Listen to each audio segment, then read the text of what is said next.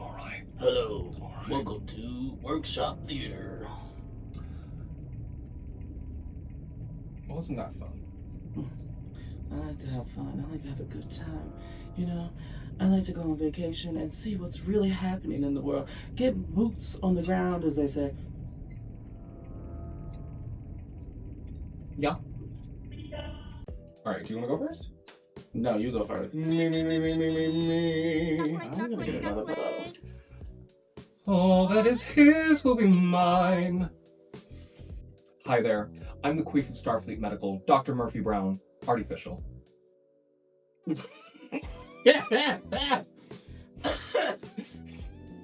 Oh, honey, a hypo spray won't fix that. And a rosé. And that's so true. Yeah, that burn is coming back. Oh. And I'm not talking about season 3 of Discovery. Oh. Too soon. I'm talking about the one between your tentacles.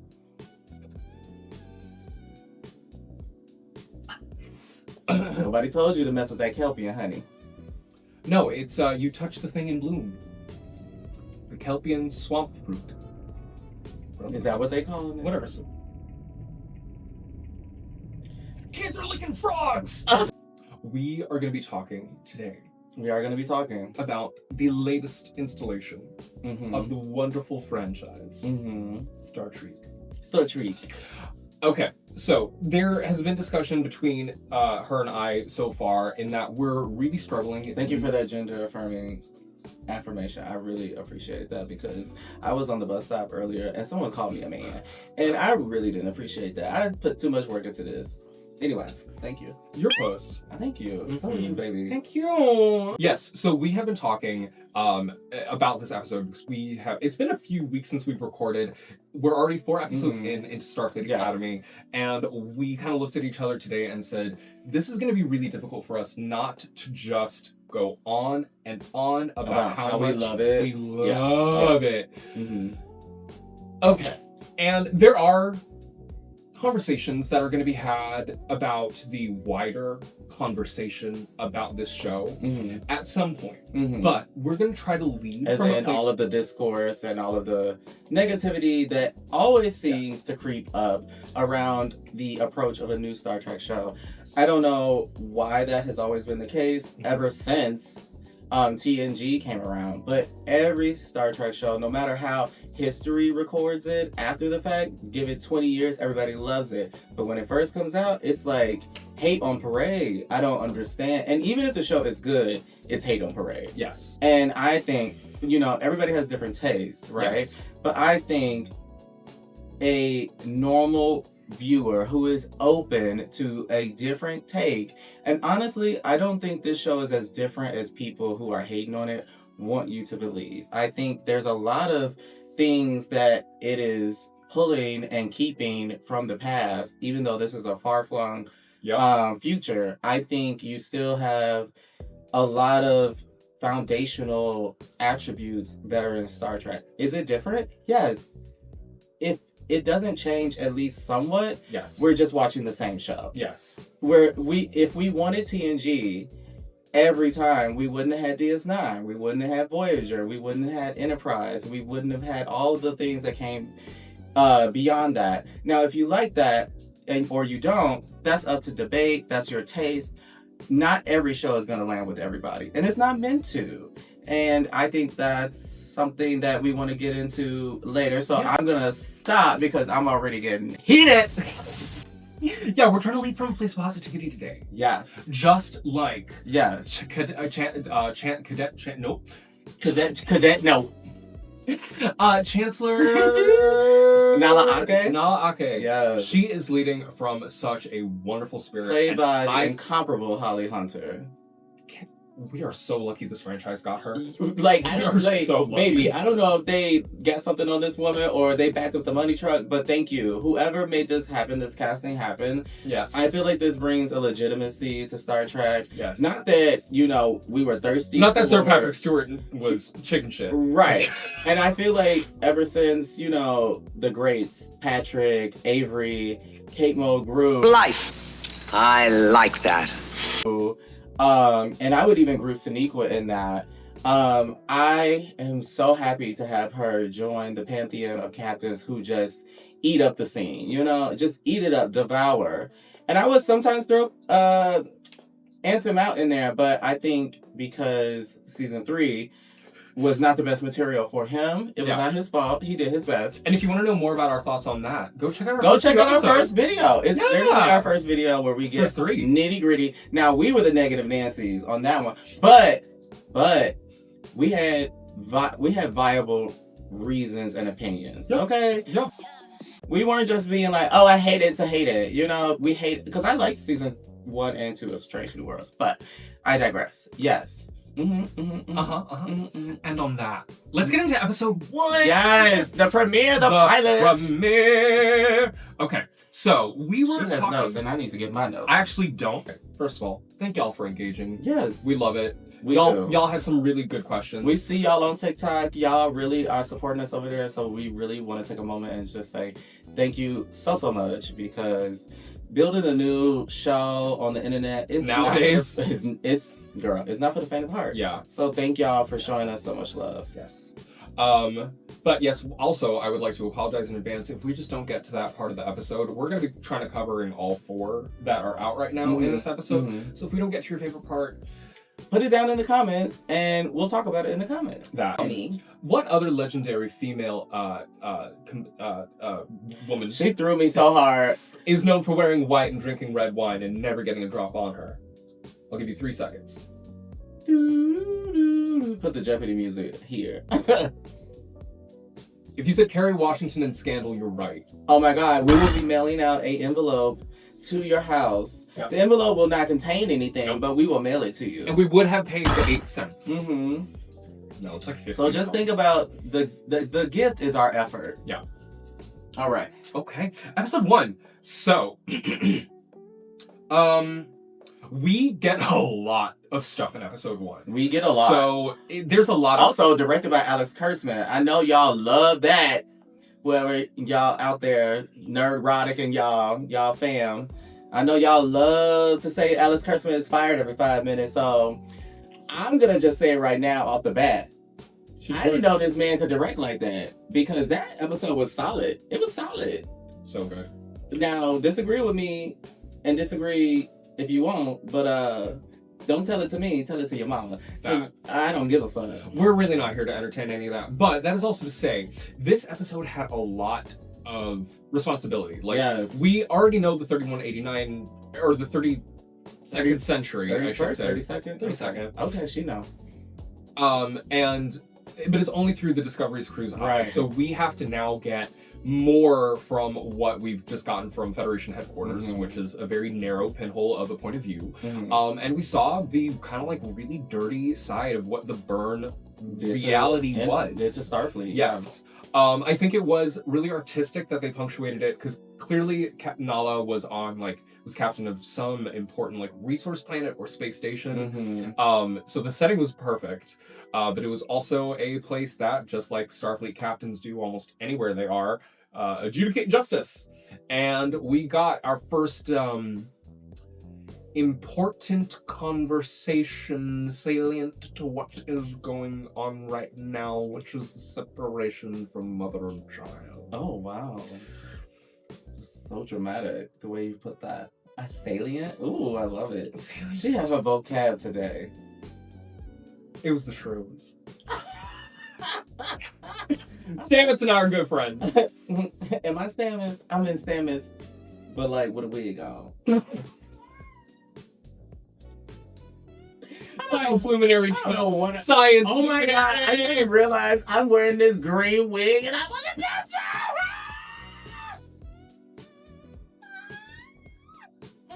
So the green screen looks a little choppy. Wait, yes. If my head is half gone.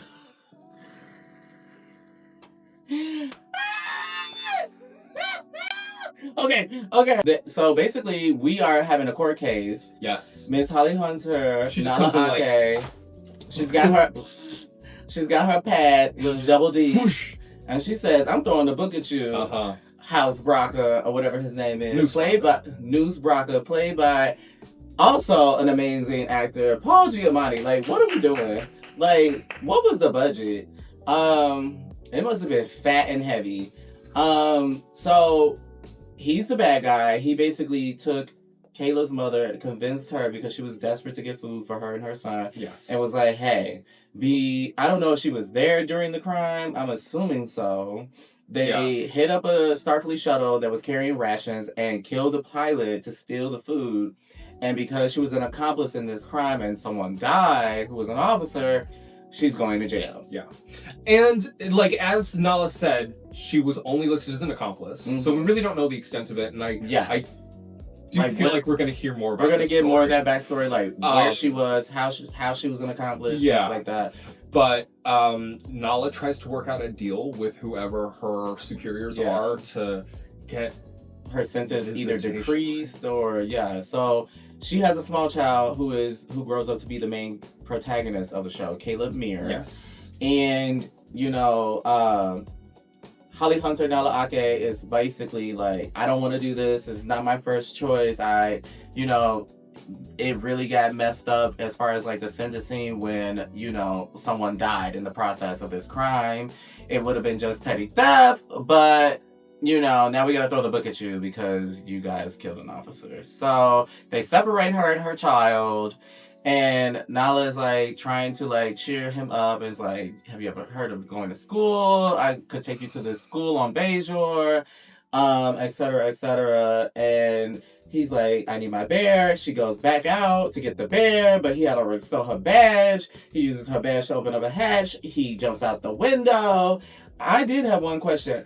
Wherever they are, the atmosphere must not be toxic. Or it has to be breathable. It just didn't look kosher outside. Yeah, there was a warning signal that said that there was a storm. Yeah. So that little boy, they were like not on the ground. They were like raised up, and there was like ducks and shit. So he must have jumped out that window, ran across the little ducks, and escaped. That is insane. He was like 5. To have the reflexes and the will to do that, 7. It means you've already been through one. Yeah, you've been through some things. I think Nala Ake in episode 2, she describes him as not having a protected life. And that is such a interesting term. And I don't know if I've ever heard it put that way, but like basically he didn't have a life of privilege. Like he grew up like really rough, like fending for himself. He even says later on in the show, like he was sleeping in dumpsters, watching his back all the time. It's like insane to grow up that way. Mm-hmm. And I mean, many people do every day in our real world. And some of those people turn out to be brilliant-minded individuals, just like the cadet Caleb Meir that we get to meet when given the opportunity. Yes. So we get a So basically, we fast forward. And it's been some time. Oh, we get to see that school on Bajor. Yeah, we get to see the school on Bajor. Yes. She's teaching there. She has now resigned from Starfleet because she did not agree with the decision to separate Caleb and his mother from the jump. Mm-hmm. And now that he escaped, she devoted, I guess, every minute she could to finding him for the last 15 years, I believe it was. And then we get Daddy Vance showing up to Bajor and being like, hey girl, we're trying to rebel. Yeah. And you're so like cool. And your mother. You've been around. Frankly, your mother. What? Are you not down with the hip lingo? Your mother? Oh, like in the gay way. Got it. Yeah. Not like girl, your mother. I thought you was insulting her. No. Holly, got it. Your mother. Yeah. Yes. She is mother. Mommy. I can't be your mother.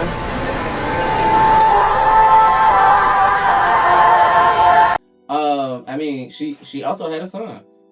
I mean, but she's also, we have to talk about, she's half Lanthanite. Half Lanthanite. We had a commenter on our TikTok ask what we think that the Lanthanites would have done, and thankfully they're not, like, we had commiserated that our fears were that they weren't going to bring it back. They brought it back. They brought her back. And her hair is just as crazy and frizzy as Carol Kane's. perfect, not related, species related, kind of like continuity. I like that. It's a visual cue. Like, they're Yes. all crazy blonde ladies. Yes. Hippy dippy. Kind of smoker voice. Yeah, hippy dippy. Yes. They each have their own unique speaking patterns. Yes. So I don't know if that's a Lanthanite thing or just because they happen to Have grown up where they grew up. have picked those actresses. But so basically, Daryl is like, "Hey, girl, we need you back. We're opening up Starfleet Academy. You're a legendary educator and things. So come educate the kids." Yes. She And tries to say no. yeah. And then he's like, woo, woo, woo. You know, and I noticed something. There's a pattern in this show, especially this first episode, that anytime a character wants another character to do something, they already have an ace up their sleeve. To, like, once the character's like, no, I'm not doing that, they're like, well, I know where Caleb Meir is. Yeah. And then that gets her to come back. Yeah. And, I mean, I wouldn't say it's not compelling, but then she's immediately like, well, get me in the fucking shuttle. Mm-hmm. And so she goes and basically jailbreaks him with and I don't want to spend every time on every scene. But they were so good. The shuttle scene where Caleb escapes for like a hot second. But then also, like, the way that she convinces him, we meet him angry. Yeah, and he has like a mask. Yes. And apparently he's a biter, girl. Like, that's what the guard says. Watch out, he's a biter. Well, bit that dude's ear off. I'm like, oh yeah, he did. I was saying, where'd that come from? He did literally bite. And that was kind of crazy. That was fun. That was crazy. How'd it taste? Like jerky. But no, I loved every second of that shuttle scene. Universe design question. Did anybody else peep that, like, chin tattoo that those guards have? Yeah, what was that? That looked like the tattoo from 2009, the Romulan one, on the forehead. Oh, were they Romulans looking? No, they weren't. They were like another kind of like thing. But They were. I like, think their race got dropped, but I missed it. It did several times, and they're not even like a member of Federation. They just have like allyship. Or whatever. But yeah. So like Holly does a really good job at like kind of convincing Caleb to like let his guard down for a second. Yeah, because she's like, look, I'm back in Starfleet. I have resources behind me. We can actually join up. I can get you out of here. One, the taste of freedom is compelling enough.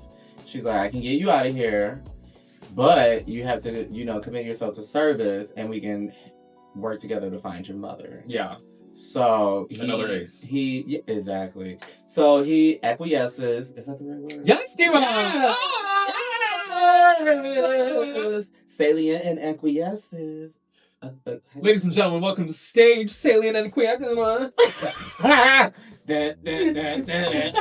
We got a fun compilation of sequences, kind of like introducing us to both the tone of the overall... A Goon and Bait compilation? A training. Send me the link later.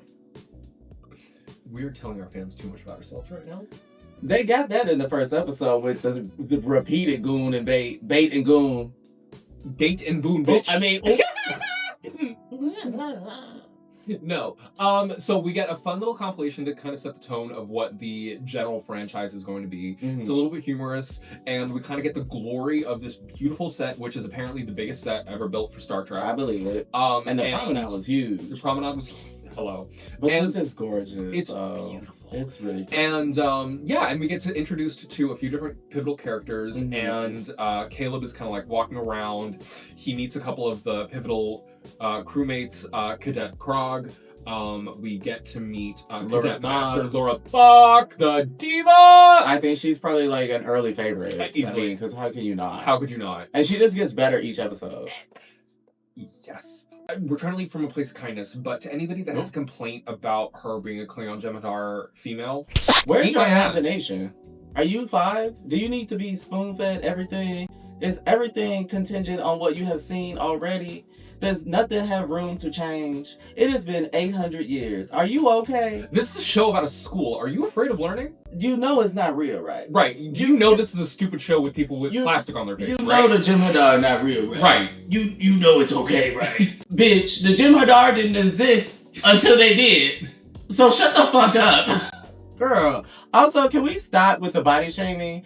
Like, how can you say you're a Star Trek fan, And I have seen so many negative comments about this woman's body and skin color and things of that nature, or also just from the ground up that she is a woman. It has been 800 years. It also is make-believe. So if you can believe that a ship can go warp 9, believe that a Jem'Hadar and a Klingon can mate and make a female Jem'Hadar Klingon hybrid. And here's the thing, you can spend as much money as you want on the franchise. You can be on Star Trek Online every day, at every convention, every single time, on every forum, at every single time. It make it yours. Does not make you a better fan of this franchise. You do not own it. Thank you. And you do not have creative control. Yep. Like, there are things in this franchise that I don't like. Yeah. You know, there is nothing that is 100%, you know, that someone is going to like from top to bottom. But I move on. I didn't like that. I don't sit on the comments in the forums bitching and moaning about it. You're looking for joy. Y'all are out here giving us not that. Yeah, girl. Like, I literally was in the comments the other day. I guess we doing it now. I was in the comments the other day and talking about how much I love the 4th episode. And this motherfucker comes in here saying, well, you must have been crying about the horrible writing and this and that. And I'm like, first of all, don't complain to me. Complain to your mama, because I'm not here for that. Like, leave me alone and just move on. Like, if you don't like it, then you don't like it. Just because it's the internet, that don't mean you could just be an idiot. Yeah. And listen, it's great that you are an idiot. We embrace idiots. We embrace morons. We embrace bitter people that are only here for... So bitter, girl. For to be a contrarian. However, get the fuck out of my boudoir. Yeah. If I need an opinion that I don't want to really hear, I'll ask you. I'll be like, hey, where's that asshole who's been sitting in his basement picking his underarm and digging in his ass and mad about Starfleet Academy? Where is he? Can he come in here? I'll send for you. What is your name? Bert? Jimmy? Gerbil? Anyway, episode 1. So we get introduced to a few different pivotal characters. We get to see a lot of variations of the Doc 23s, which I think are so cute. Baby, that's the only CGI initial. Well, the whale too. The dots for some reason is really low res. It is a little low res. But it's again. I'm nitpicking. I'm nitpicking. You know, the dots are very like they're in the scene, then they're gone. You know, so it doesn't bother me too much. But I love the ones that are just the head with the little arms. I saw that for the episode 2 banquet. Yes, yeah, that was so funny. And then we get introduced to the character that I am most excited for. Ooh, the Doctor. That's in the EMA. Strange. According to my readings, you are not here. Believe me, I wish I weren't.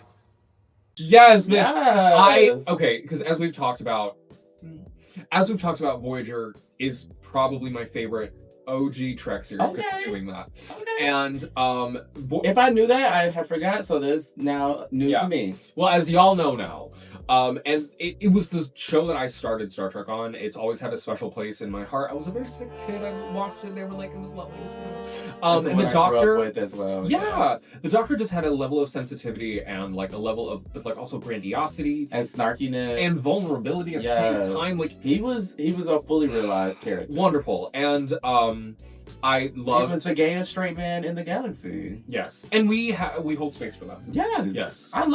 I think speaking on that, I think the Doctor shows that you can be very cultured and want to learn about things and have many different avenues of like creativity. He likes to sing, he likes to write, he likes to envision and think and like expand himself. Yes. Like many of those insert characters do in Star Trek, like a Data, Odo, and I think the Doctor was kind of along those lines in Voyager.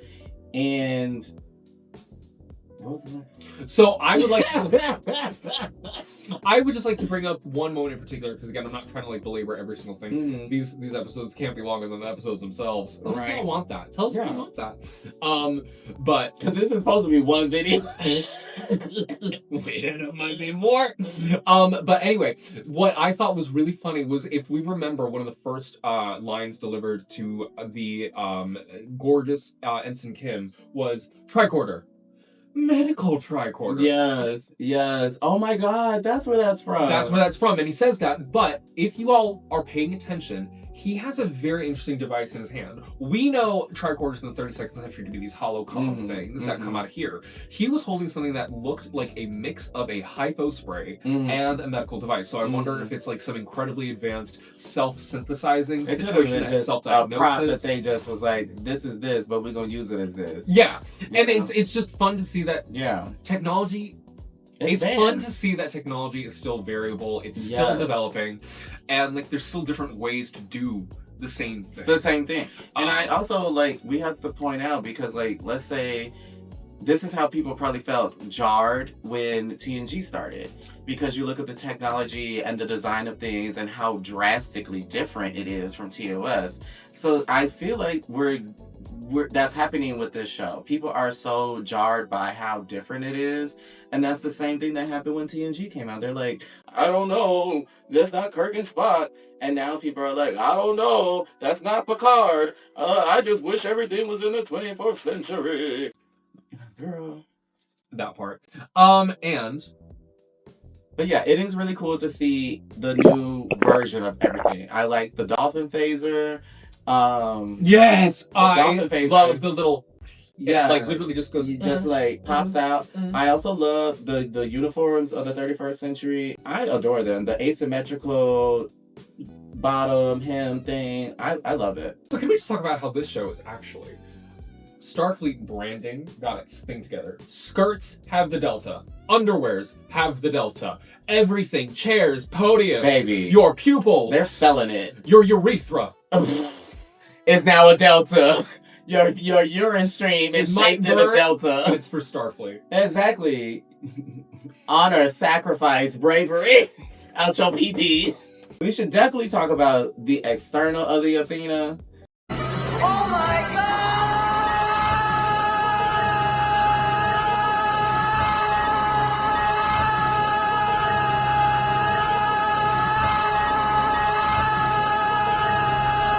Lord have mercy, I'm about to bust. I love starships. Yeah, I love she has them all over her house. And I have like 2. She has like, girl, she has a museum, honey. it's a bit of a problem. It's cute though. But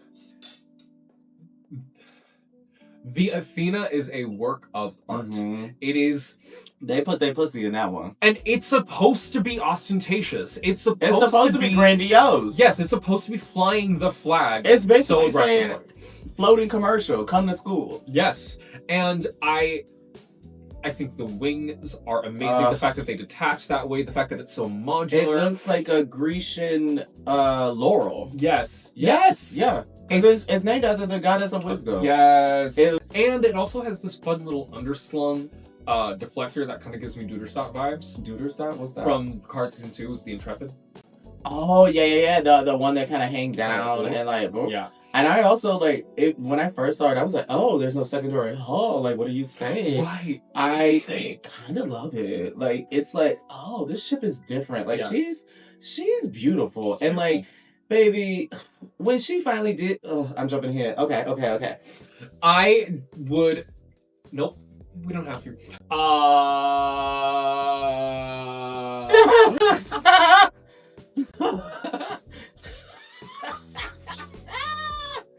Sorry. I don't even know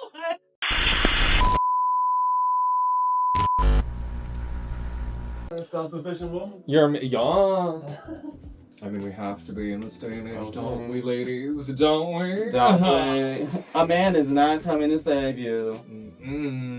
As much as we wish they would. Except for Caleb Beer's biceps. So good and tasty? Okay, we gotta talk about it. The man is gorgeous. The whole cast is gorgeous. But, like, Caleb Meir, I don't think the marketing prepared me Yeah. for how beautiful Yeah. of a gift he is. Yeah. I really like his speaking voice. I really like his lips. Girl, when he said when Darum was picking on Jaden and in the hallway in episode 1 and he was like, so what are you, his attack dog?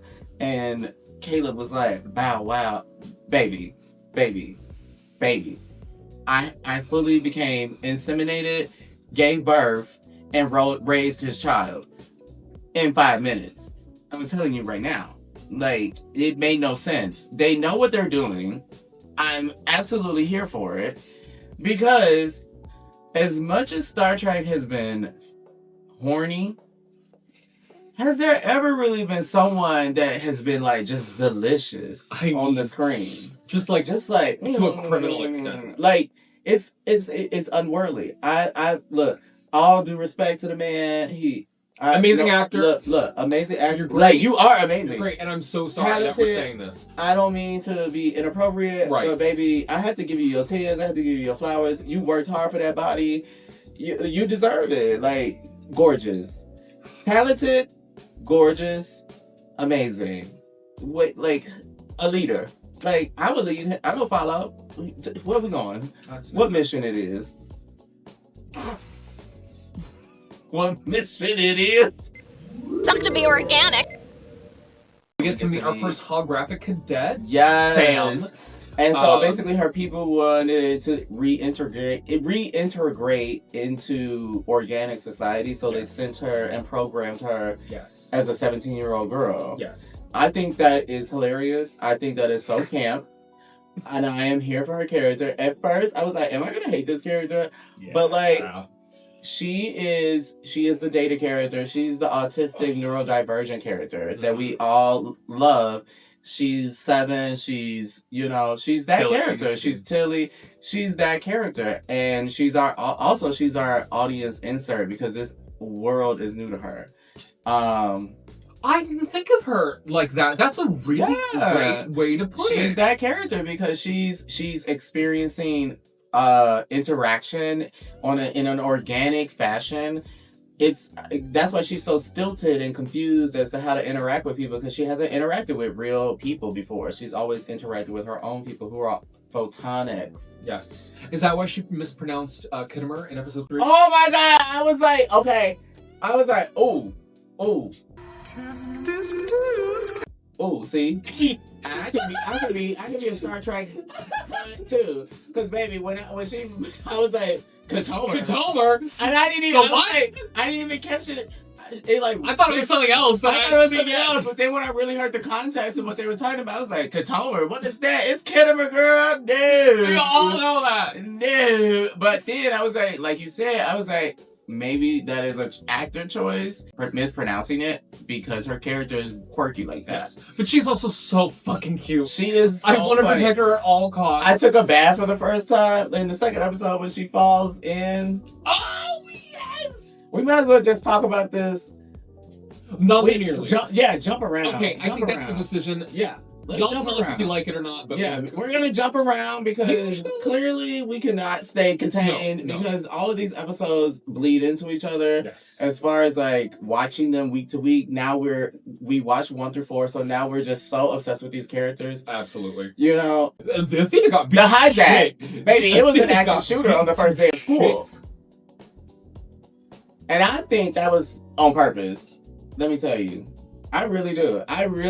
Like, come on. This show is about a school. Star Trek is always trying to highlight things that are happening in our real world.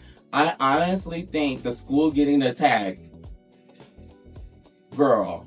But if we're going to go back to characters, there's a really interesting scene within this battleship where we see our icon, legend, and star, Tate McRae. Excuse me. Tate McRae? Genesis.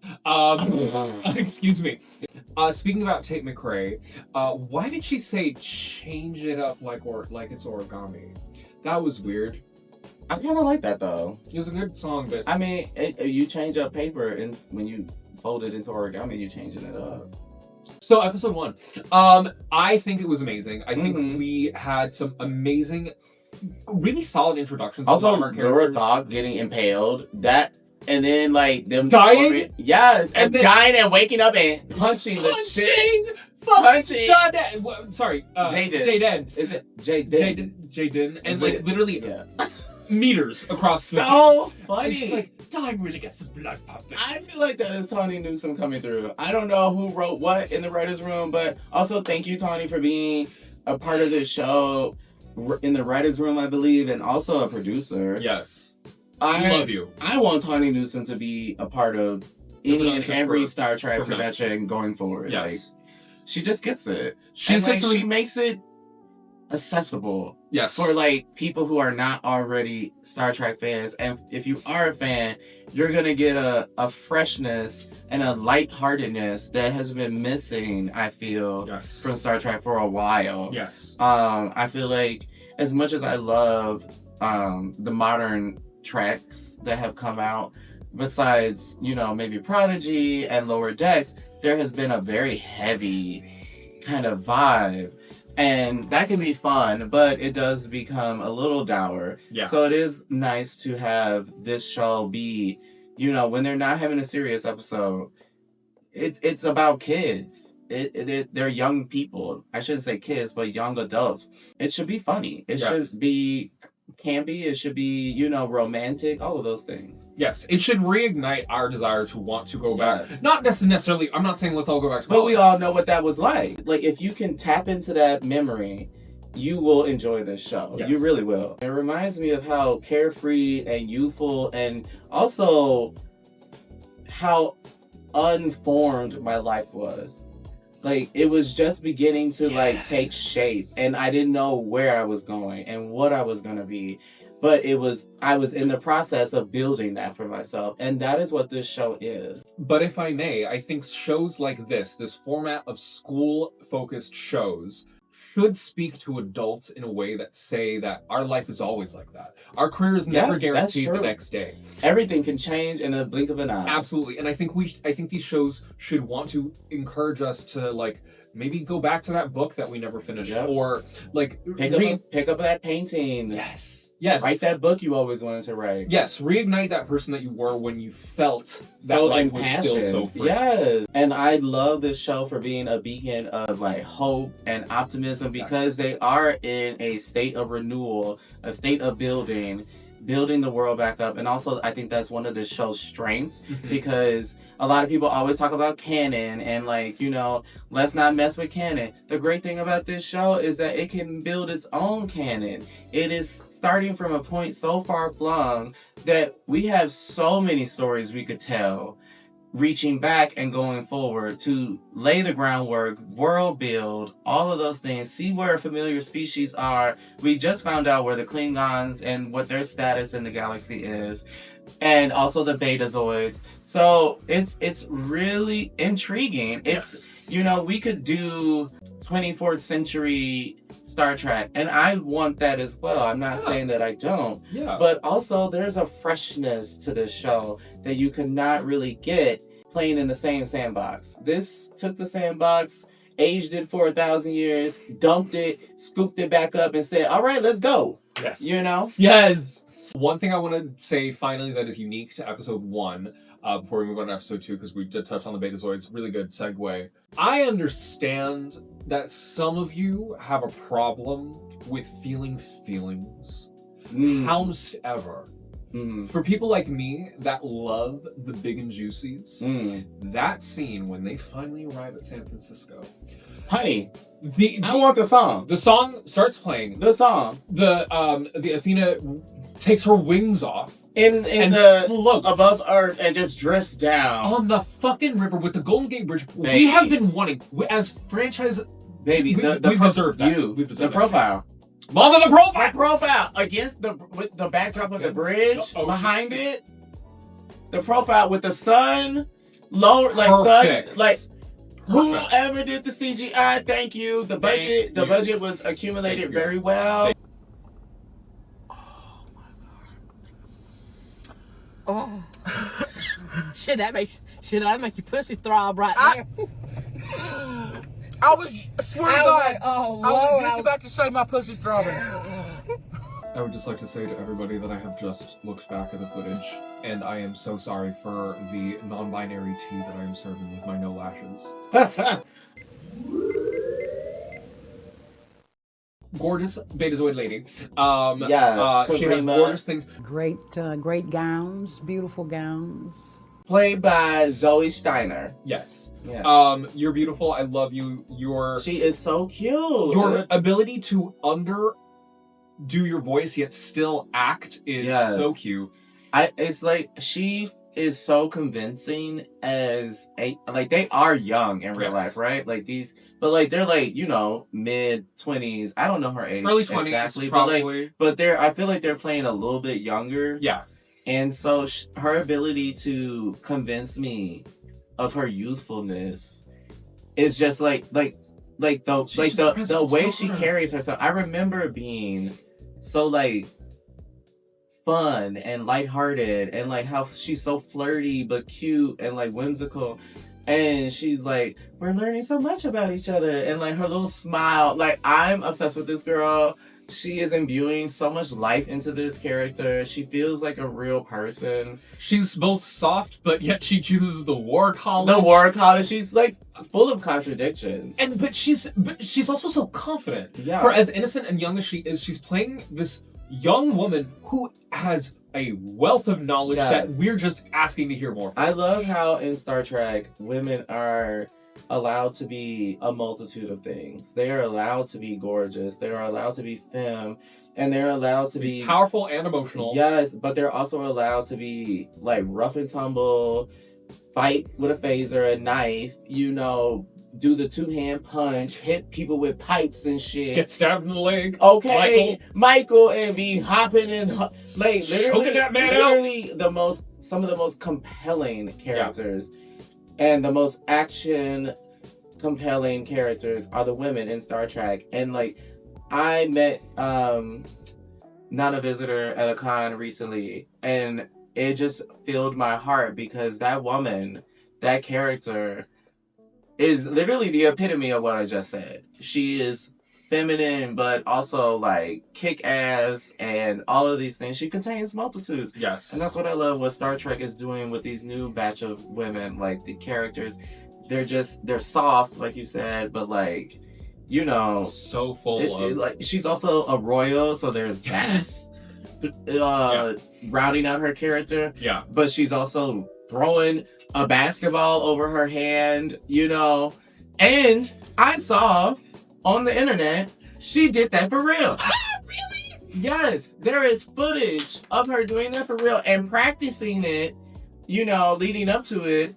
And she convinced them to let her do it for real. I was like, oh, they probably like had, you know, they tricked it, or, you know, I don't know. I thought it was manipulation of the camera, etc. A1. She did that. I love that. And that is so impressive. I couldn't do that. I love you. But as I feel about everyone on the show, actually. But yeah, it's kind of crazy because it's been a minute where I felt like the characters on a Star Trek show right off the bat are so fully realized. Yes. Like these actors know these people, and I think that also is down to the direction and the writing, because they know. I think there was a really good fucking outline of who these characters are and where they go. Yep. So the actors knew from day one where we're ending up. So this is how I'll like. And when you watch it back, you'll get to see interactions that lead up to certain things. And you're gonna be like, oh. Yes. Look, I'm gonna tell you, if I wanted to nitpick this show, I probably could. But even then, I really don't have a lot to nitpick. Like it's like I'm working to find something wrong. And I'm not trying to like beat up the show's butt, because as y'all know from my first video, I was not featuring season 3. I will give my opinion. You know, I'm really easy to please, but when you fuck up, I'm gonna let you know. But like, no, this show has exceeded all expectations. And honestly, I'm gonna tell you the God's honest truth. As far as Star Trek lately, my expectations have been low. Yeah. Like the Section 31 movie happened. Strange New World Season 3 happened. You know, Lower Decks got canceled. Discovery did finished. That got kind of canceled too. And Prodigy got canceled, so it's been very hard to be a Star Trek fan in this modern era. It was so peak, and then it wasn't. It was so peak. We got an era where we got Discovery Station Worlds and Lower Decks premiering in the same time. Yeah, they were all running, and we were all kind of like overstimulated. We were gating and booning. It was just omnipresent. Star Trek was printing money, and then they pulled back a lot. And I blame Jared Kushner. But where I see geopolitical instability, we see a very fun, interesting episode around us doing it's not world building, it's timeline building, but it's reestablishing sort of the circumstances that we're at. So Beta Z, the Federation is like, we need them. We had a little bit of conflict between Ake and the War College leader. That's fun and whatever. We see a lot more of that in episode 3. Tea King. His little tea cake. That lounge. That's another thing about the writing. That set. That's another thing. The show is beautiful. The show is designed beautifully. And the lighting and everything is different for every room. But I also love the quirks that they give to each character. They care. They're having you can tell the writers are having fun. Yes. And I feel like we haven't seen these quirky little like character developments since DS9. You know, it's giving me, I'm not trying to say that this show is on par with DS9. I feel like it's too early to tell. But I feel like if they keep developing these characters so aggressively and so seamlessly, like they're going for it. They're like, this is who this person is. If they keep this up, it could end up on the par of DS9 as far as character development. I really feel like these characters are so like defined, and that is rare for first season of Star Trek anything. Yep. First seasons of Star Trek are usually very rough. Yep. You know, this has really come out the gate saying, I'm here to prove something, and because it knew it had to. Yep. And it knew there were going to be naysayers. It knew. And it knew it had to be excellent. Yeah. And it's doing it. Yeah. In my opinion. I agree. I'm not saying my opinion is right, but I truly feel it. Yeah. Leave the saving of the world to the men? I don't think so. Ake walking with no shoes. She's like, I signed the waivers. Thank you. So sitting in the chair. Sitting in the chair. Do what you. I'm 457 years old, baby. I'm sitting in this chair any way I fucking want. You know, This is my school. Okay. You're gonna tell me to wear shoes? You asked me to come back. Okay? If I want to walk around barefoot, at least I'm allowed. Like, I'm not over here in the back. Well, you know, I'm not gonna say that. Like, she's not doing anything inappropriate. She's just a little quirky and weird. Let that girl be weird. She's old. Let her. She done seen it all, girl. If I was that old, I would be walking barefoot too. Like, come on now. Yeah, we get to see some leadership level debates in this episode that are very interesting because they turn out to be relatively ineffectual. Also very relevant. Yes. But it's interesting because like Beta Z comes out swinging. Federation's like, maybe not. Then they try to have a couple of like those side conversations during some dinner scenes. Those kind of land and then really don't land. Yeah. And then it comes down to the cadets, of course, to having to save the day. We get a lovely development scene early on where we see Caleb and Tarima, thank you, talking, and they mutually before that, they mutually invent this Turner character. Neither of them know who this person. Like a wing. Yes, it's named after someone that's dead. They're having a date. They're having a date, and they're just having fun because they're both building. They're doing this thing where they're like, "Who the fuck is this person? Let's just make it up." There's something about a Welsh. I love it. Yeah, it was really organic. That's what people are doing on dates. Yeah. Like it's. And it's like, girl, if you're not here for the romance, that's okay. But like, maybe I don't know, go on a date. And if you don't want to, that's okay. But don't hate people that do. Yeah, don't hate on the girls who want to see, as people who quote unquote say online, 90210 Star Trek. Girl, please. We should put that as a hashtag for this YouTube video. We should, 90210 Star Trek. Yes. I'm like, girl, like there has been romance in Star Trek since its inception. I don't know what's so. Is it because they're youthful that it's like off-putting? It's threatening to be. Or is it just the brown and women of it all. That's also threatening. There's a lot of brown people in the show when you really like. When I really thought about it, I was like, the protagonist is brown. Like the co-lead is brown. Laura Thawk is brown under that makeup. Jaden is brown under that makeup. Sam is brown. Most of the cast is women. And then And the men that are not that are just hot. Either that or queer or bi or pan. And I love that this show is immensely diverse. Yes. But it's doing it in a very like playful, fun way. Yes. It's just it just is. Yes. And in episode 2, we get our first set of proper classroom scenes. We get the goo episode, we get the goo, the conversation where again, Sam kind of overhams it in the classroom. But honestly, I was that student. I love a teacher that is a nerd about their own subject. And so when they're hamming it up, I'm giving it back. I am the best student. And just like a viewer of a show. Okay. I just love being there. So I thought it was really funny. I really thought it was hilarious when she asks, a C- when it covers you? Well, what happened? How do you fail? Yeah, how do you fail? Yeah. If it kills you. Which I'm like, oh, hurt. But you know what? You on a spaceship, so you might die at any moment. Oh my god.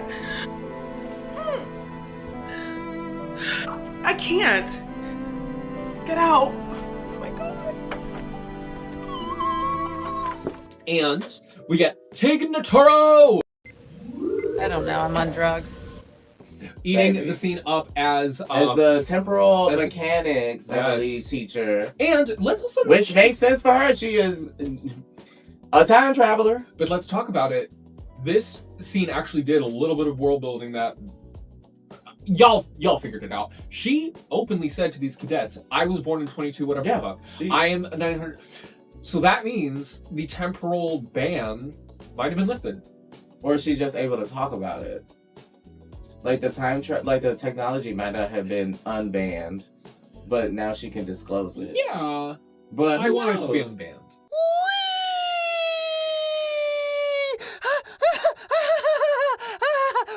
I mean, I feel like there's no way we're not gonna get a time travel in this series. Like, girl, I was thinking yesterday, speaking of Jet Reno, that we get a time travel Miss Frizzle episode where she's teaching a temporal mechanics class and some timey-wimey shit happens and her and the kids have to figure it out. Yes! Like, that's what I want from this show. Yes! Like, the teachers and their lessons become the lesson. Miss Frizzle, that is a great way to put it, bitch. Yes. Oh my god. And the ship is the Magic School Bus, girl. Cruising on down Main Street, you relaxed and... She literally transforms. Yeah. I love this. I love this so much. And then I think we can talk about Goja 5. So, with Goja 5, that is the last whereabouts that Caleb gets. Was it from Noose Braca? In the first episode when they fight, he discloses that's where she ended up, I guess. Yeah. And Caleb, or he said that she was hurt, or like ashamed what happened to her. Right. He gives him some kind of like vague notion that his mother is in duress. Yeah. Caleb has this open channel with his mom since he was a little boy. She taught him this is the channel. So if anything happens where we get separated in the future, you call me on this, right? Yes. So that is also in the first episode how Noose Braca finds the Athena. Yes. But anyway, So when it comes down to Goja 5, yes, he's trying to find his mama, and the Federation does not have that planet in the database. Well, let's just say we find a resolution. Because that resolution might be your girl. Yes. So again, in her beautiful heels, they go to the little astrometrics lab, and she does. And then with her little Sailor Moon wrist. Sailor Moon bracelet. Oh, I was gonna say the Pandora, like... Her Pandora bracelet! He went to Jared. Celebrate life's unforgettable moments with a fabulous selection of Pandora charms and bracelets. Baby, she got her charms fully set. Yes! She said, let me show you this royal bracelet, honey, baby. You don't know about this access. And then she's like, fuck my nudes. Damn it. Oh! Because you believe that was her cellular... Yes. When you said that at first, I thought you were doing something else. I don't know what you thought, but I don't know. It wasn't that. I meant thought. phone. Y'all know what I thought. What you think? Cloaca. God damn it! What the fuck did you put in this bird seed?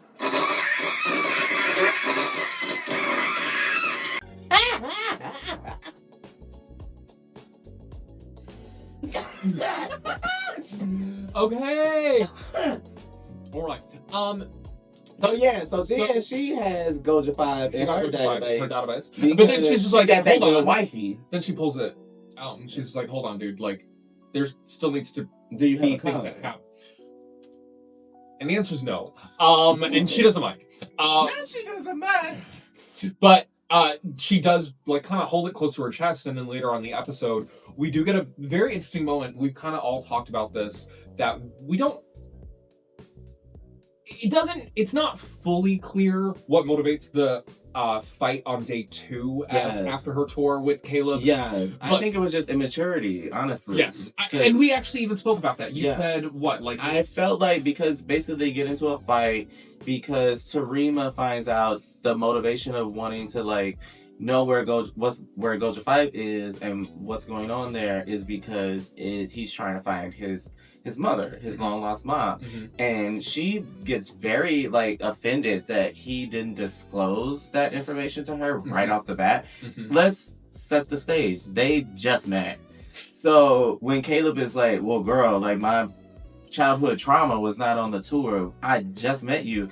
I kind of have to agree.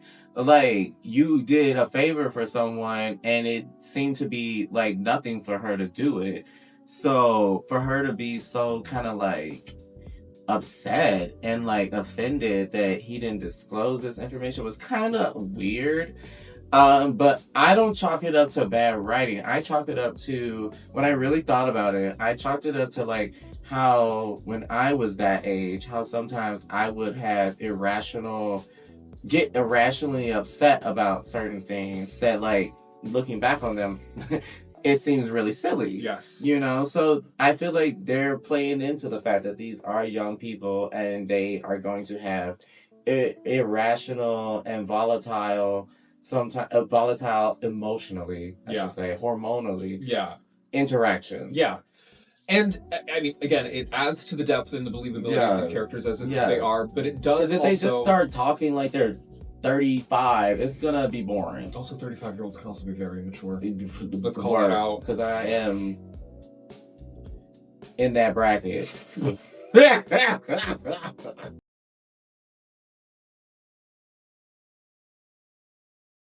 Are you sure about that?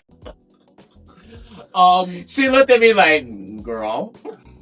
I mean, I would just love to hear the truth.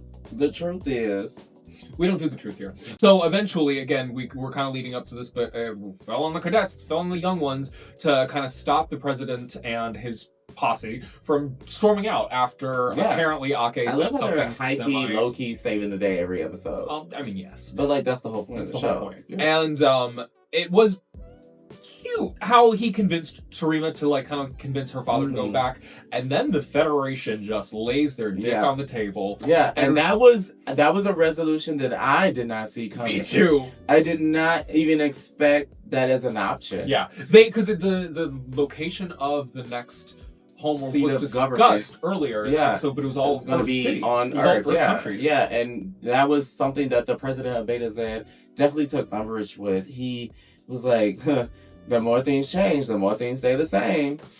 And, you know, and there was a lot of debate about what is true progress in this episode. Yes. And I think that was a message that they were driving home with this, is that, like, you know, when you're trying to rebuild from, like, a really messed up time, what does real progress look like? You know, and if you're really talking about building on that, we can't keep doing the same old things, right? We're talking about the limp dick Dems. I mean, this message goes out to my homies who are haters and master debaters. Okay, do we just want to jump to episode 4 when he says that? Because that was so funny! I was like, this show is stupid. In the best way. And fucking Genesis goes, fucking idiot. Like, just, yes! So real. So real. I love how also they're just friends. Yes. But like there was no declaration. There was no real form of declaration of friendship. But that's how friends at school happen. Except for like Sam and Genesis. Those were the only ones because Sam is crazy. I love their meeting. I love them. And Genesis is so sweet. Genesis? Yes, Genesis. And you know what's so funny? I expected her to be the mean girl. I thought she was gonna be like this mean, bitchy girl. I thought she was gonna. She is so sweet. She's and so like sweet. She has the. That's what I love about Star Trek. They take the archetype of the popular girl, the pretty girl, and they make her a nerd. They make her obsessive, competent, motivated, a badass. Yes. Like she wins the fucking She wins the Calica game, the captaincy in episode 3. So let's just tie this up really quick. The Federation says to Beta Z, we'll put our new seat of government in your thing, give you all these assets, and Beta Z's like, well, cool. Well, take us. Actually, personally, don't have a hell of a lot of notes on season 3 or any thoughts. Yeah. Thank you. So episode 3 was the fun episode, the truly fun high school episode, high school college episode, very competitive. It was the one with the pranks. Yes. And things like that. And also the laser tag. Co-ed showers. Also, speaking of co-ed showers. Woke. Very woke. Very, what movie? Very, Ferris Bueller's Day Off? No. Other sci-fi movie. Starship Troopers. Oh, yeah! There was co-ed. Yes. I found out, I don't know if this is true, but the director got nude to make the actors feel comfortable doing that co-ed scene because they were all kind of like uncomfortable to do it. So he got nude while filming it and that made them comfortable to do it. I don't know if that's true, but that's kind of crazy. But and then squishy time?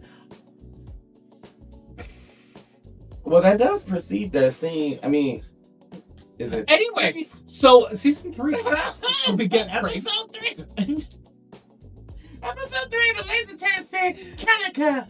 I don't know what it's called, but I'll put it right here. Yes, I really loved seeing some just ground combat though. Even it was so good. It was so funny. I would have been Sam. I would have been on that rock. Screaming. Because also, you know what movie it reminded me of? And I don't know if someone in the director's chair was doing this on purpose. It gave me the opening of X3 when they're in the danger room. And the Sentinel's in the back. And there's fire. And it's rubble. Rubble. It gave me Danger Room. It gave me Danger Room. I loved it. I have to take umbrage with one thing. Okay, all right. So I'm here for this because we've been so up the show's butt. So let's see what you gotta say.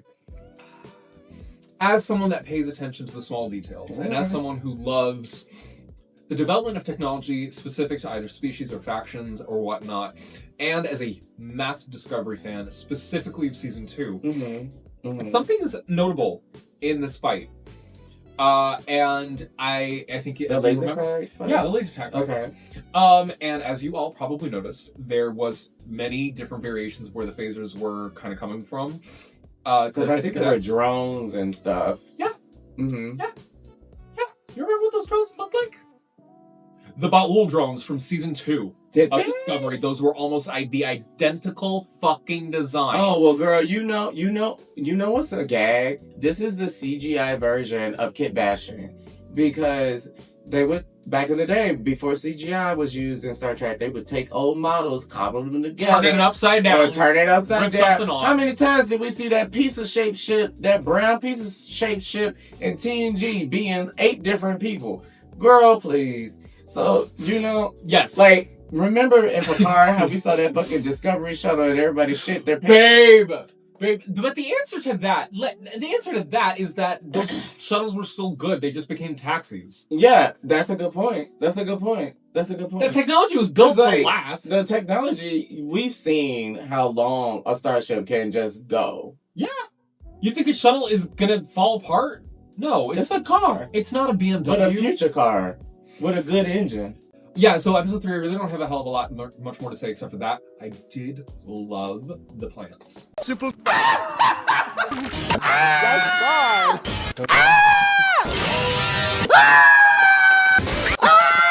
Loved the plants. Loved seeing the and again, okay.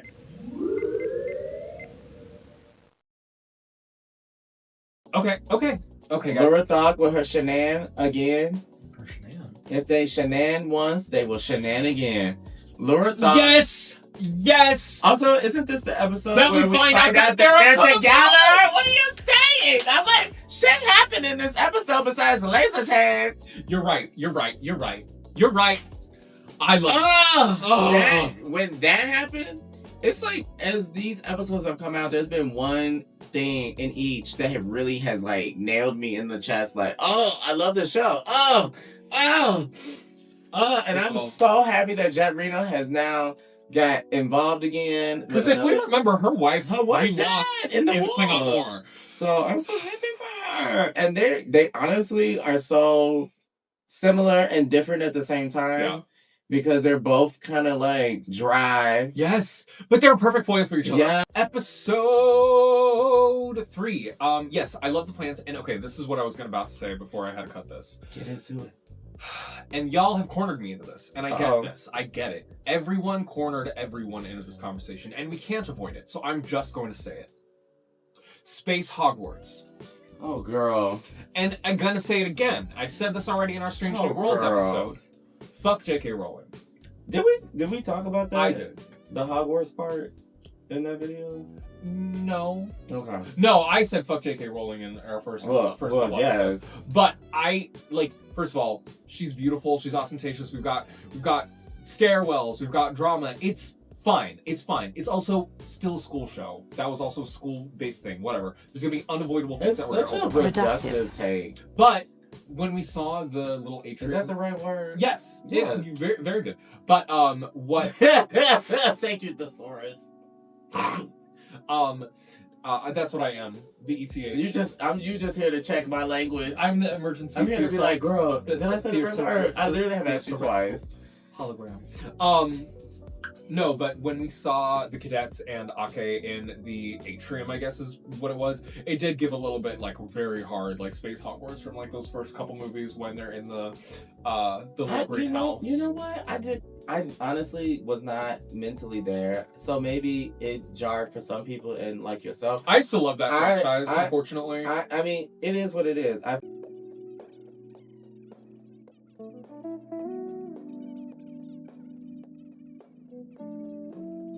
Episode 3, we got a few different series of pranks. We got the Chancellor of the War College literally helping the kids, and then trying to get them clues. Right. Well, no, literally hacking into certain computer systems to allow to allow the. What is his name? We're gonna put it here. Yeah, hot.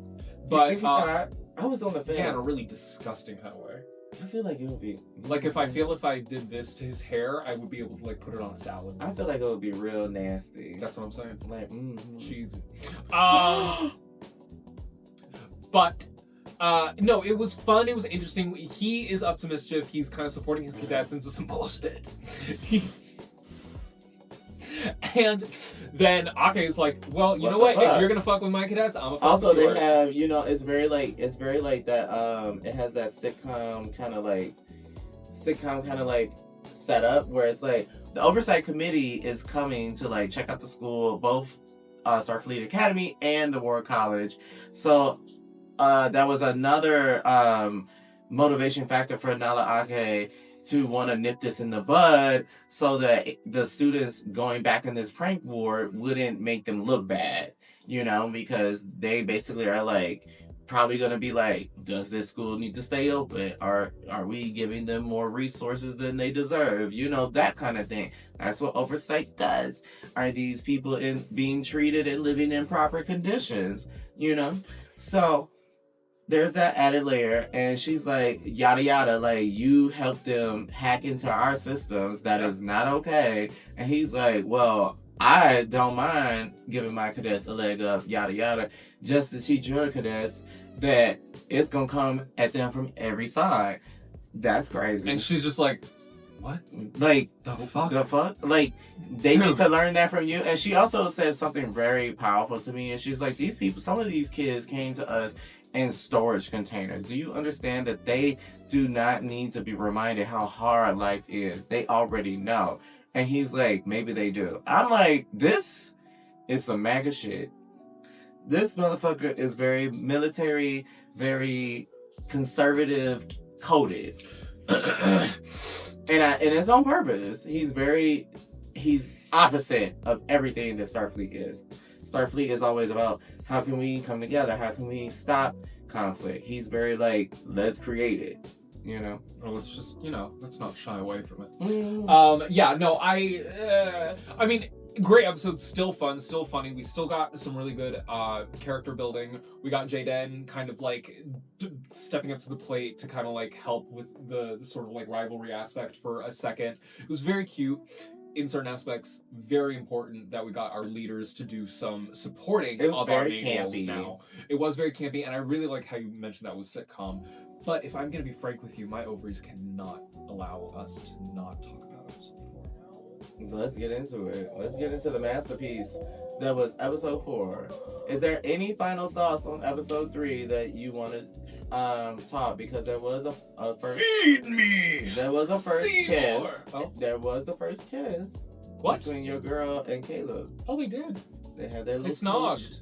And then you did say feed me Seymour, so there was the plant shit. That grew super fast. That was so funny. That was funny. So fucking also, hold on. We cannot pass up talking episode 3 without saying this. We almost missed it, girl. We gotta talk about fucking Kyle and Jaden in the stairwell. Can we talk about can we say it together? Homosexuality. Baby. This was what everybody was talking about on the threads. This is what people were mad about. This made me open threads for the first time in like weeks. So we was ready to talk. Baby, them eyes, the eyes, they was like, girl. That was a hilarious sound. Yes, so we just basically got a free admittance of maybe queerness, possibly progressive love. Yeah, because like maybe it's not about the genitals. Maybe Kyle is like, this person's hot. Yeah. This is a whole alien, but I want it. That man was looking at him with lust in his eyes. He was looking at him like a redneck looks at a motherfucking pickup truck, baby. Oh my God. It was just like he was gonna eat him. Yep. Yeah. It was hot. It was hot. It was hot. It was, and then also I saw something online about Kyle, besides the whole, potential gay. People are saying that Kyle might be a Q. Because when the plant prank went off, all the plants were going out the room, Kyle comes out the room, everybody's all ran off by now. And he's just like, like having a great time. Right. He is a little bit like down with the chaos. He's just kind of like down with the shits. So maybe he's just weird.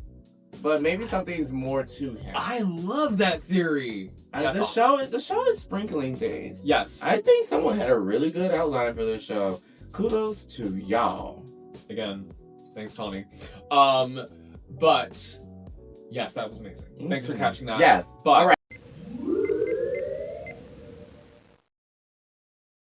right. Episode 4. Okay. Speak to it, sister. The Klingon diaspora. Yes. Which they actually say in the show. And I was like, baby, we're just talking black over here. It was such a black episode. And I'm not trying to co-opt the episode or anything and take it from anyone. Because if it means something to you, I think it can mean something for everyone. I think you can really, this is a universal story, honestly. But a lot of the actors being actually black under the makeup and the Laura Thok and Jaden of it all really felt like a very auntie, nephew, mentor kind of moment that I have personally had in my life, where an older black woman has come to me and imparted some wisdom. And it just was so beautiful. I have to jump to that moment because that was probably my favorite moment of the episode. It also solidified in me that, like, Gina Yashir, I believe I'm saying that correctly, who plays Laura Thog, is just brilliant. I've seen her comedy before, but, like, seeing her in this has just made me, like, look at her and, like, I didn't know she could act in this way, and, like, she's doing the loud and the yelling and the aggressive thing 90% of the time, but I love when we can take a Star Trek character out of its, like, pretense and give them a quiet, tender moment where you can see them as real, vulnerable people, and that was such a great moment. Yeah. I mean, it's no secret. I mean, I texted you. I think this might be my favorite episode of Trek. Period. I might be able to put something in and, like, say maybe this one, but, like, at the moment, I cannot think of another contender that's really just, like, blowing me away. And the way this one, it was just from top to bottom written and acted beautifully. Excellently. Yeah. I am not a person who actually enjoys too many flashbacks. To me, for whatever reason, I find it that takes you out. too jarring. Yeah, it can take you out. The way they did these, it was beautiful so because it was so good. interspersed. It wasn't like the episode stopped.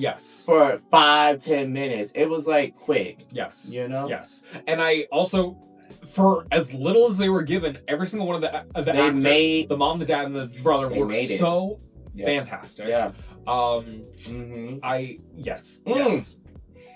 Not just the mom and the dad. Remember, so another piece of progressiveness that this show is doing is modeling different types of relationships and households. So Caleb is talking to Jaden on the stairs, and I think they're in the classroom, and they got the dot to bring them lunch, and Caleb is saying, oh, you grew up with both your mom and your dad, 2 parents. And he's like, no, a triad house. So there was another male, his mom and his dad, and they were his parents. And I'm like, what was the dynamic really? Like, that's so interesting to me. And I just love that this show is really showing that, like, this is an alien culture. Yep. They do not need to behave and like have us. different and have similar relationships to us. And also, it shows that maybe you can be tolerant of someone who may have a different model of a relationship than you. Yep. It has no bearing on yours. It has no bearing on your life.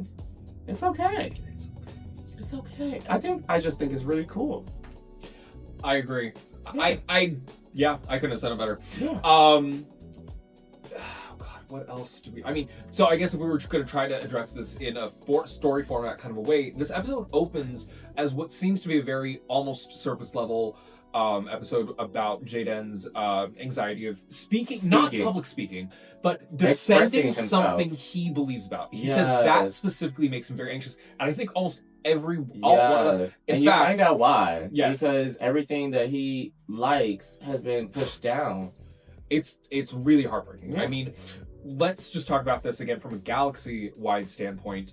We've seen in this series the Klingons go from the most ferocious, almost opponent, but also occasionally the Federation's biggest ally, to one of the weakest powers in the galaxy by their own hand. And a lot of people are jarred by that. Yes. But it fucking makes sense. We see in Star Trek 6, the undiscovered country, that the Klingon Empire was already on the brink of collapse. They had a 50-year plan. Exactly. And it was like, if they didn't have external help from the Federation or some other power, their whole society was going to unravel. And a lot of them would have became refugees then. Yes. So it's not a surprise that, like, they militarized themselves out of existence almost. And it's not even military. I would even dare to say that it's pride. It's one of what they believe is one of their biggest strengths has now driven them to this point almost that like they cannot accept help. Because, and also, like, what this episode does is that, like, you can criticize that notion of them being so adverse to accepting it, but you can also understand that that is how they conduct themselves, and that is a part of their culture, a part of their makeup culturally. And I thought that was a really strong, important message that sometimes you cannot be the savior of the galaxy. Yep. And I think that is a lot of times how this country has been presented and perceived, that it wants to save everyone, but usually if we go somewhere, it's to get something. And so, like, sometimes the Federation is a perfect analogous for America because they always have their own motives. Yeah. They want to be back with Beta Z because it's not just because they want to be back with Beta Z. They get 90 years of, because, 90 light years yeah, of it'll open up trade, free and safe space. 12 new species. Yes. Exactly. So and it feels altruistic, but it may not be. But it also makes them stronger and safer. Yes. So everybody has their own motives. And with the Klingons, they needed to basically, as they say in the episode, humble themselves to understand that, like, if we're saying no, we don't want your help, it is okay. If we go into extinction, it is okay. That is our choice. And sometimes you have to let people live where they live. Leave them to their own devices. You know, it is not up to us to govern every single decision that every person on this planet has. You know, there are cultures all over this globe. Let them be themselves. Let them do what they do. As long as no one's getting hurt, girl, leave them people over there. Yeah. And you kind of touched on something that was also, again, critical to the framework of the episode, which was the debate format, the audacity debate, which was amazing. Oh my God, and people online, let's talk about that. Oh my God, girl, I'm sorry to interrupt. People have been upset because they, like, I literally saw somebody say, well, why would they quote Nora Satie? They're quoting her father, the judge who actually said it. So if you really watch the episode of TNG, you're right. Picard is not somebody also was mad that they didn't attribute the quote to Picard. Picard didn't not say it. Picard recited it from Judge Aaron Satie. Okay, get it right. Fake fucking fans. Get it right, y'all fake fucking fans. You want to sit up here and be mad about everything, but you don't know shit. Now this bitch in the wig will set you straight in a minute. I got quiz episodes for a motherfucking reason. Don't make me get black up in here. Okay? Alright. I love you! Oh my God, hold on. Sip of bean. Shit. Y'all pissed me off. Oh. Yes, that was Judge Aaron Satie, her father. That's why she stands up in the episode in TNG and has a fit, because he's throwing her father's words in her face. Her father's words, okay? So that's why when the EMH, the doctor, says Judge Aaron Satie said this, he asked the cadets, they don't know. He says, well, it was to judge. How do they know about one trial that happened several years later after this judge has been existed for like that was said by 1,000 years ago? But you know what? Maybe, Genesis might know. She likes to read. Well, she's also an admiral's daughter. Okay. She was probably brought up on some special history books that had, like, classified data. She got a leg good. She knew the prefix codes. I want to know more about her race, because I remember, I think it's the first episode, Sam asked her, oh, is this her first time on Earth? And she's like, no, because yada yada, my people, yada yada, I never been. It seems like they just go from station to station or ship to ship. Yep. So I want to know more about her. Yeah, and I think they're doing a really cool thing about, she's already cool enough. We don't need to hear her story immediately. Like exposition. Yes. Like, she needs a dedicated episode. Yes. Anyway, but back to episode 4. Episode 4. We talked about the auntie moment. We talked about we talk about ad nauseum. The debating Aaron Satie. Yes. We got a really wonderfully gratifying moment where Caleb turns out to be a truly master debater. Like, he does demolish quite a few everybody. Debates. Yeah. And I actually love that as well. We were talking about earlier about how these characters are played against their archetypes. Yes. And he is definitely playing against his archetype as like the big muscly hot boy. Yeah. Who, surprise, is really smart. Very smart. Really book smart. And we've already gotten this about his interest in physics and he also is technically smart. Yeah. But it was really wonderful where he said like, you don't survive by not knowing shit. Yeah. Yeah. And I just thought that was really fucking awesome. Yeah. And it like, cause then like people, cause you know it was gonna be real quick. The motherfuckers gonna be like, he's just so brilliant. Like how does he know everything? I'm like, motherfucker, he's been on the run since 7 years old. Yeah. And if he was to survive, he would have to pick up some things. He was smart enough by 7 to know that sovereign citizens are idiots. Okay, because when they say you're gonna become a ward, his mama screamed. She freaked out. That was traumatic. I was like, scene. Baby, what are they doing to orphans in the Federation? But let's talk about again emotions in episode 4, where, and again back to that conversation, that scene where we saw his dad miss, and how Jaden was holding that on for years as or maybe months, at least as a failure, and as the reason his father left. And then we get Laura Thok recontextualizing that as a saving moment. That was fucking beautiful. Powerful. That was beautiful. She said Klingons in rage do not miss. So she said that basically he was conceding the battle to you. The only way he knew. And that he needed to release you so you could be free and so that you could fly. When she said so you could fly, and the way she said it, chills up my body. Not just because he saw someone that didn't just have, or his victory for, or his passion for death is only surpassed by his passion for life. Fucking amazing. Anyway. And also, when Laura Thok said that she didn't know if she should come to him, and she felt like she and she should have done that earlier. That was so beautiful because that was just so like, it was so like, I'm gonna tell y'all, for the black girls out there and anybody, like, it was just so heartwarming because it's like sometimes when you see another black person and you can just sense what's wrong with them and you want to reach out, but sometimes you feel like, am I overstepping? You know what I mean? But like, you can see that they're going through a very, like, you've been there, you've experienced what they're going through. So that was so poignant for me. That was just beautiful. It was, girl, it was great. Yes. I don't have no notes. Yes.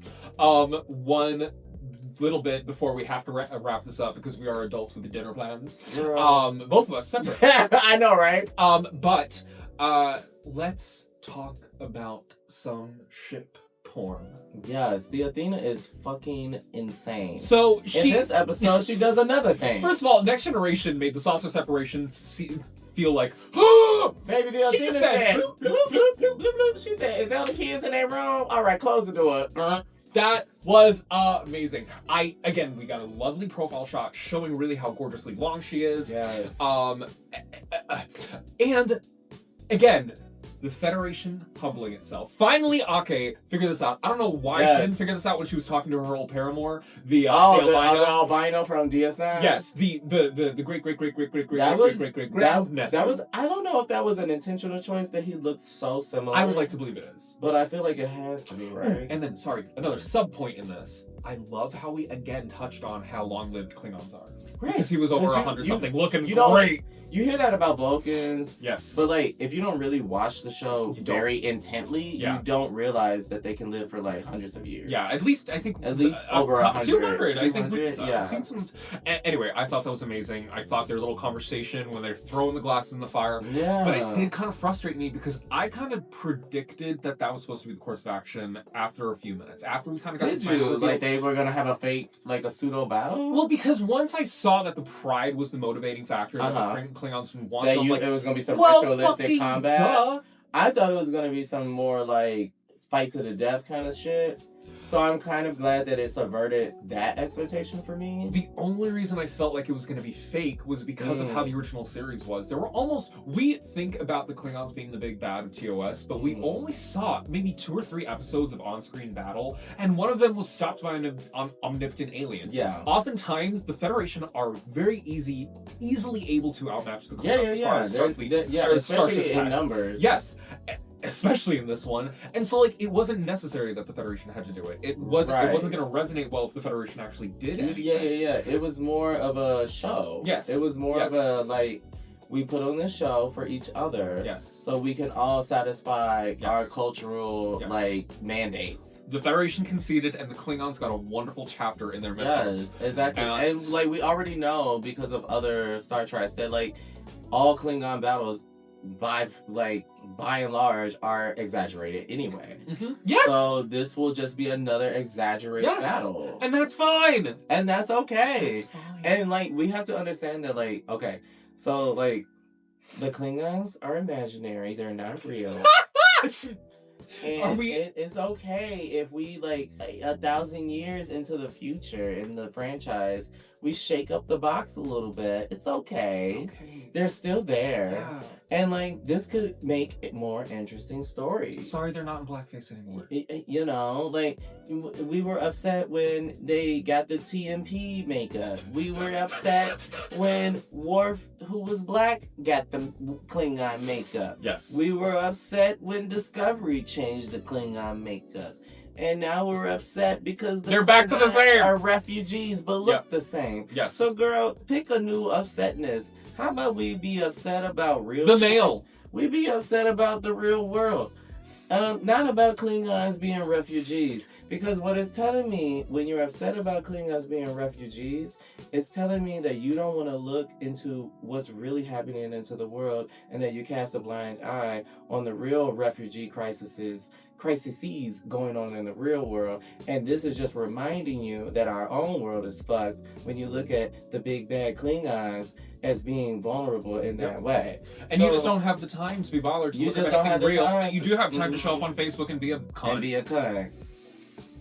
Girl, it's imaginary. And so what I was saying earlier, we did see, and please, because we actually didn't even see it in our second watch through, but someone in the comments tell me, I thought I saw the saucer section of the Athena shooting out what looked like disruptor turrets and not regular phaser beams. She had a good point that it might have looked like maybe they didn't fire at all. It was just coming like from different directions. And from under I don't think they fired because I never heard I never heard Nala give the order. But to your point, Nala did say to other Federation ships, cease firing. So you could be right. Yeah. You could be right. Maybe they started firing to give a show, but like it was at a low yield. Yeah. And ooh, girl, as we're gonna eventually, I promise, do a Star Trek Online live play. Yeah. This episode wasn't. Yes. Or what's the other thing? Doesn't matter. I think there's YouTube, but like Instagram Live sucks, I think. Oh no, the Twitch.